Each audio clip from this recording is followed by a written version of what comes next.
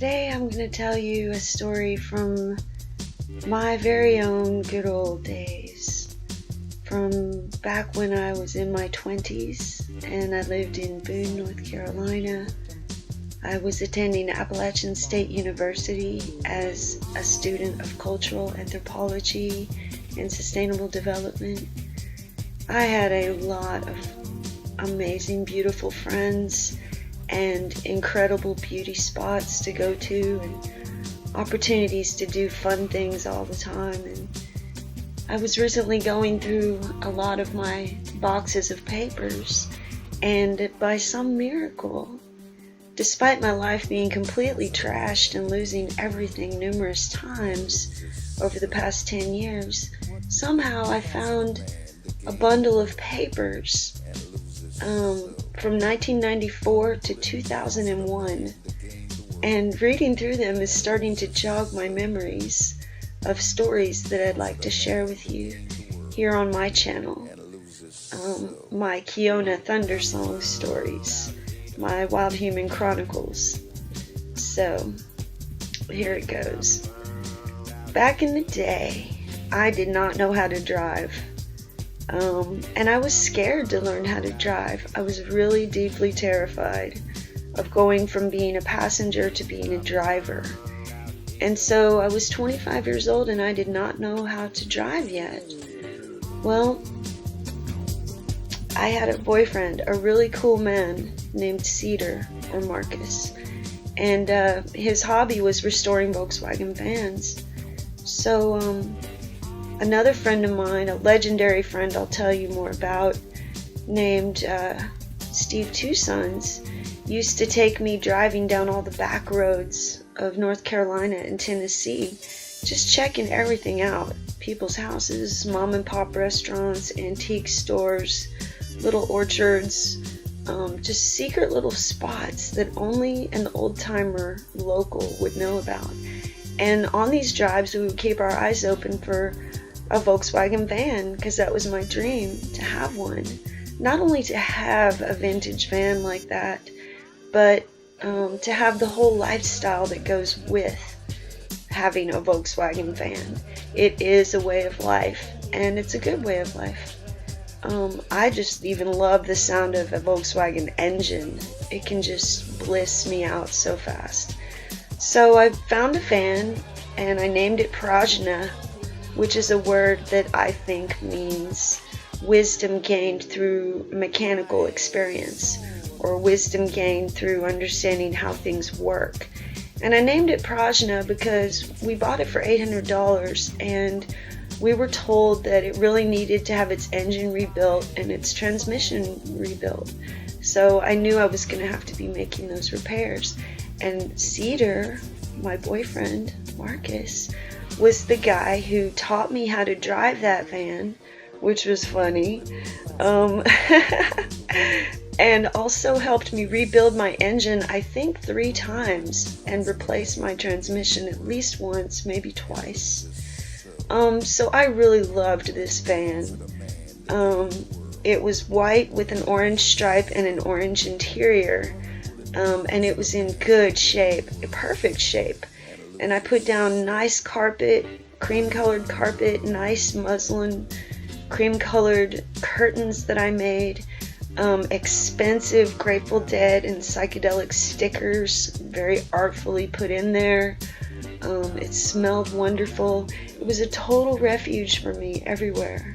As an introvert, I love to go and park in beautiful spots and just hang out in my van and listen to music and read and know that people are nearby who I love, and who are there on a moment's notice to go hang out with and then go back to my van. So I went on quite an adventure with this van.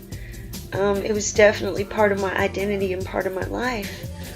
Well, for my birthday, which is July the 3rd, of approximately 1997, I think, this band that we really loved from Asheville called Natural Healing was going to be playing a gig. in Asheville on my birthday. And this was some true Asheville hipster dank shit, people. The hype was real. This was going to be a good show.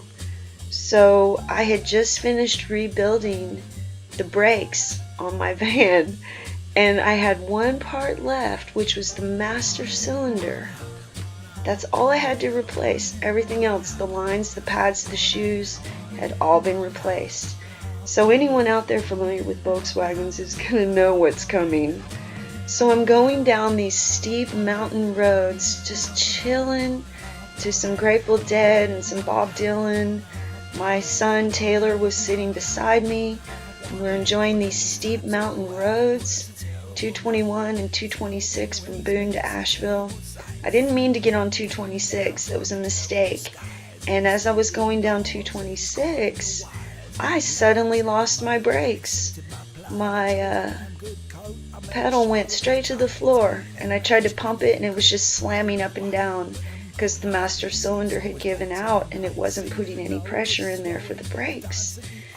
And my friend Marcus Cedar had told me, if you ever lose your brakes in a Volkswagen on a steep mountain and you know you're going to crash, what you do is you throw it into reverse and you'll tear out your transmission, but your tires will immediately lock and you'll screech to a stop. So I tried downshifting to third, downshifting to second, downshifting to first, and the van was still picking up speed because it was a steep, curvy road. Well, as the hill was obviously getting steeper, I saw a gravel pull-off with a guardrail, and I saw that there was a lot of glass on the ground around there, like people had crashed into this spot. So I did it. I threw it into reverse and screeched over and tapped right onto the guardrail and busted out my right front headlight. And you could see the screech marks on the road where the tires locked up. But that was it. That was all the damage there was, you know, and the fact that there was no brakes now. I waited a while. I was really shaken up and scared and sad, knowing that I was missing my birthday down in Asheville with Natural Healing and the whole hipster scene. You know, like I said, the hype was real. It was a legendary show, like all their shows. And this was back way before most people had cell phones. It was in like 1997. But before too long, a red pickup truck pulled up behind me, and a guy got out all dressed in camouflage. By the way, the local people of North Carolina up in the mountains are so beautiful to me. I love their accents. I love how they dress. I love their way of thinking. So he gets out and he calmly walks over and he's like, "Are you okay?"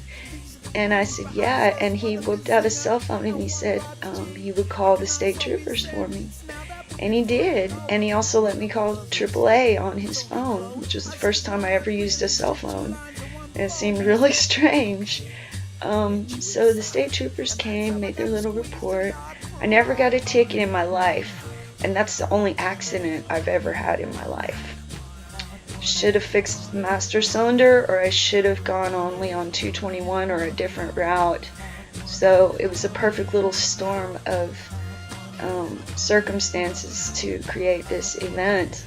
So AAA came, we towed the van back up to Boone, and that was it for my van. I believe I gave it to Marcus, or maybe he bought it from me or gave me a different vehicle. I don't remember at the moment, but I think it ended up with all of his other Volkswagens out on his land in Buttermilk Holler, out in Trade, and I have a lot of happy memories I could talk about from there. But that was the end of the road for me in Prajna, unfortunately. And to this day, in 2015, I'm still wanting another Volkswagen camper van, preferably 1970, even knowing how often they break down and how you have to fabricate your own parts, keep extra parts. There's just something about that way of life that is so good. So I hope you enjoyed my story. Give me a like and a subscribe if you do, and give me a comment in the section down below so I can know what you think and know if I should give you some more of these stories. So you take care, and peace and blessings always.